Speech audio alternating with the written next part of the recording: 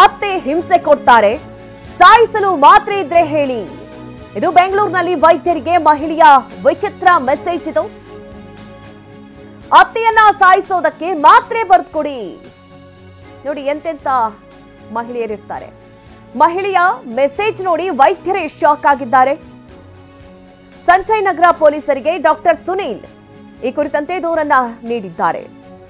ಅತ್ತೆ ಹಿಂಸೆ ಕೊಡ್ತಾರೆ, ಹಾಗಾಗಿ ಸಾಯಿಸೋದಕ್ಕೆ ಮಾತ್ರೆ ಇದ್ರೆ ಕೊಡಿ. ಇದು ಬೆಂಗಳೂರಿನ ವೈದ್ಯರಿಗೆ ಮಹಿಳೆಯೊಬ್ರು ಕಳುಹಿಸಿರುವಂತಹ ಮೆಸೇಜ್.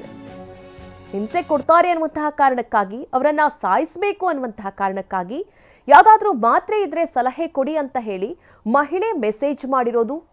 ಈ ಮೆಸೇಜ್ ಅನ್ನ ನೋಡ್ತಾ ಇದ್ದಂತೆ ವೈದ್ಯರು ಕೂಡ ಶಾಕ್ ಆಗಿದ್ದಾರೆ.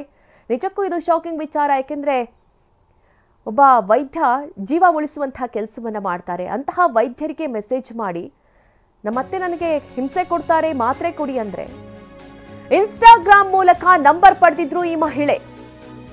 ವೈದ್ಯರ ನಂಬರ್ ಪಡೆದು ವಾಟ್ಸ್ಆಪ್ನಲ್ಲಿ ಸಂದೇಶವನ್ನ ಕಳಿಸಿದ್ದಾರೆ.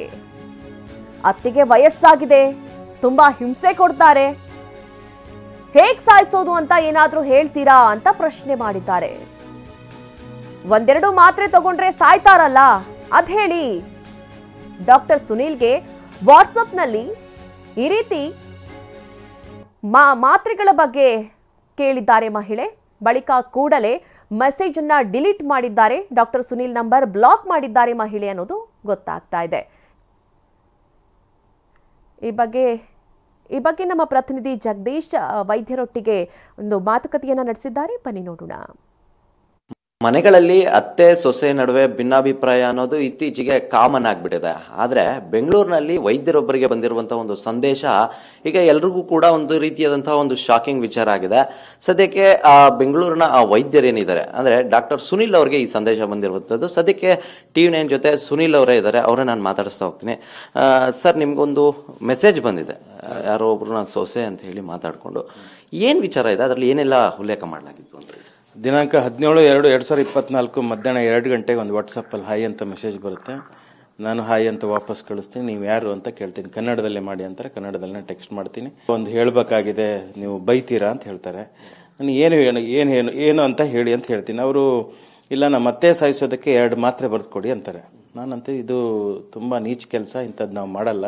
ಜನರ ಪ್ರಾಣ ಉಳಿಸೋ ಕೆಲಸನ ಮಾಡ್ತಾ ಇದ್ದೀವಿ.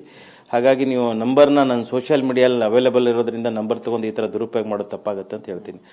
ಅವರು ಮತ್ತೆ ದಯವಿಟ್ಟು ಪ್ಲೀಸ್ ಮೆಸೇಜ್ ಮಾಡಿ ಅಂತಾರೆ. ನಿಜವಾಗ್ಲೂ ಶಾಕ್ ಆಗಿ ನಾನು ಇರ್ತೀನಿ. ಮತ್ತೆ ತಿರ್ಗಾ ಪದೇ ಮೆಸೇಜಸ್ ಮಾಡ್ತಾರೆ. ಇದು ನಡೀತಾ ಇರುತ್ತೆ ಕನ್ವರ್ಸೇಷನ್. ಅದನ್ನು ಮಧ್ಯಾಹ್ನ 2 ಗಂಟೆ 15 ನಿಮಿಷಕ್ಕೆ ಸಂಜಯ್ ನಗರ ಪೊಲೀಸ್ ಸ್ಟೇಷನ್ಗೆ ಹೋಗಿ ಕಂಪ್ಲೇಂಟ್ನ ಕೊಡ್ತೀನಿ. ಪೊಲೀಸರಿಗೆ ಕಂಪ್ಲೇಂಟ್ ತಕ್ಷಣ ಆ್ಯಕ್ಷನ್ ಮಾಡ್ತೀವಿ ಅಂತ ಹೇಳಿದ್ದಾರೆ. ಇದುವರೆಗೆ ಏನೋ ಆ್ಯಕ್ಷನ್ ಮಾಡಿಲ್ಲ, ಮಾಡ್ತಾರಂತ ನೋಡ್ಬೇಕು. ಸುಮಾರು ಎಷ್ಟು ಸಮಯ ಈ ಕಾನ್ವರ್ಸೇಷನ್ ನಡೆದಿದೆ? ಪದೇ ಮತ್ತೆ 5 ನಿಮಿಷ ಕಾನ್ವರ್ಸೇಷನ್ ಇದೆ ಅಷ್ಟೇ. 2 ರಿಂದ 2 ಗಂಟೆ 5 ನಿಮಿಷ 8 ನಿಮಿಷದವರೆಗೆ ಇದೆ ಕಾನ್ವರ್ಸೇಷನ್. ಮತ್ತೆ ಏನಾದ್ರು ನಿಮ್ಮನ್ನ ಮತ್ತೆ ಮೆಸೇಜ್ ಮಾಡುವಂಥದ್ದು ಅಥವಾ ಕಾಲ್ ಮಾಡೋದು? ಮತ್ತೆ ಕಾಲ್ ಮಾಡಿ ನನ್ನನ್ನು ಬಿಟ್ಬಿಡಿ ಸರ್, ಸಾರಿ ಅಂತ ಕೇಳಿದ್ರು.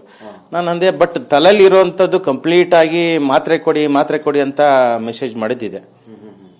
ಅಲ್ಲ, ನೀವು ಅವ್ರನ್ನ ಪ್ರಶ್ನೆ ಮಾಡಿದ್ರೆ ಯಾಕೆ ಈ ತರ ಮಾಡ್ತಾ ಇದ್ದಾರೆ, ಏನು ಉದ್ದೇಶ ಕೇಳಿದಾನೆ. ಏನು ಉದ್ದೇಶಕ್ಕೆ ನಮ್ಮ ಮತ್ತೆ ಹಿಂಸೆ ಕೊಡ್ತಾರೆ, ಆ ಹಿಂಸೆ ಕೊಡೋದ್ರಿಂದ ನಾನು ಅವ್ರನ್ನ ಸಾಯಿಸ್ಬೇಕು, ಅದಕ್ಕೆ ಪ್ಲೀಸ್ ದಯವಿಟ್ಟು 2 ಮಾತ್ರೆ ಕೊಡಿ ಅಂತ ಅವ್ರದ್ದು ಅಷ್ಟೇ ಅದು ಇರುವಂತದ್ದು. ಇಲ್ಲ, ಪೊಲಿಟಿಕಲ್ ಆಂಗಲ್ ಅಲ್ಲಿ ಮತ್ತೆ ನಾನು ಆಕ್ಟಿವಿಸಮ್ ಆಂಗಲ್ ನೋಡಿದಾಗ ಆಕ್ಟಿವಿಸಮ್ ಆಂಗಲ್ ಅಲ್ಲಿ ಯಾರಾದ್ರೂ ಮಾಡಿರ್ಬಹುದು ಅಂತ ಸಂಶಯ ಇದೆ. ಬಟ್ ಪರ್ಟಿಕ್ಯುಲರ್ ಆಗಿ ಇಂಥ ವ್ಯಕ್ತಿಗಳಂತ ಏನಿಲ್ಲ, ಬಟ್ ಟಾರ್ಗೆಟ್ ಮಾಡ್ತಾ ಇದ್ದಾರೆ. ಪೊಲೀಸ್ ಇವಾಗ ಬೆಳಗ್ಗೆ ಇನ್ಸ್ಪೆಕ್ಟರ್ ಫೋನ್ ಮಾಡಿದ್ರು, ನಾವು ಅವ್ರನ್ನ ಟ್ರ್ಯಾಕ್ ಮಾಡ್ತಾ ಇದೀವಿ, ಟ್ರೇಸ್ ಮಾಡ್ತಾ ಇದ್ದೀವಿ ಅಂತ ಹೇಳಿದ್ರು. ಇದಕ್ಕೆ ಮುಂಚೆನೂ ನನಗೆ ಒಂದು ಕಾಲ್ ಬಂದಿತ್ತು, ಧಮ್ಕಿ ಕಾಲ್ ಬಂದಿತ್ತು. ಅದಕ್ಕೋಸ್ಕರ ಅದನ್ನು ಸಂಜಯ್ ನಗರ ಪೊಲೀಸ್ ಸ್ಟೇಷನ್ ಕಂಪ್ಲೇಂಟ್. ಇದು ಯಾವ ಊರು ಅಂತ ಗೊತ್ತಿಲ್ಲ, ಬೆಂಗಳೂರು ಅಂತ ಹೇಳಿದ್ದಾರೆ ಅಷ್ಟೇ. ಇದಿಷ್ಟು ವೈದ್ಯ ಸುನೀಲ್ ಅವರ ಮಾತು. ಎಲ್ಲೋ ಒಂದು ಕಡೆ ಈ ರೀತಿಯಾದಂತಹ ಒಂದು ಮೆಸೇಜ್ ನನಗೂ ಕೂಡ ಶಾಕಿಂಗ್ ತಂದಿತ್ತು. ಆದ್ರೆ ಎಲ್ಲೋ ಒಂದು ಕಡೆ ಇದನ್ನ ನನ್ನ ಟ್ರಾಪ್ ಮಾಡ್ಲಿಕ್ಕೆ ಬಳಸಿದಾರ ಅನ್ನುವಂತ ಅನುಮಾನ ಕೂಡ ಇದೆ ಅನ್ನುವಂತಹ ಮಾತುಗಳನ್ನ ಅವರು ವ್ಯಕ್ತಪಡಿಸ್ತಾ ಇದ್ದಾರೆ.